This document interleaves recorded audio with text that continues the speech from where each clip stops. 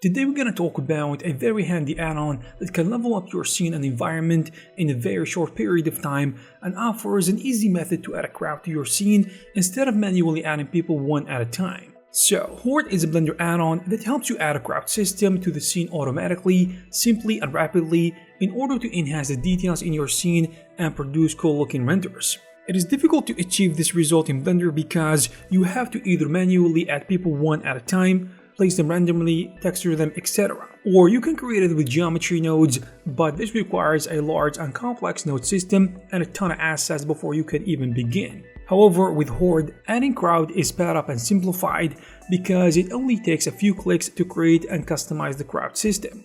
The best aspects about it are how many assets are included and how straightforward it is to use the add-on. And with the use of geometry nodes and void particle systems, it gives you the ability to add various controllable human crowds, and this includes animated 3D characters, but most importantly, the add-on is quick and easy to use.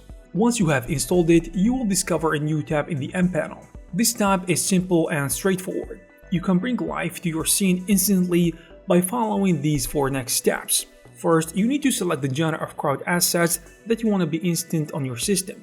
After that, you will find 4 different types ranging from human professional and human casual to zombie bear and zombie clothed. The next step is deciding how you want the crowd to move, which is done by picking the style of animation that you want. You have a choice between 4 different animation types, and these are walk, run, or just static crowd. The next step is selecting one of 2 possible system types, either voids or custom advanced geometry node. The last step is to draw manually where you want the crowd to be.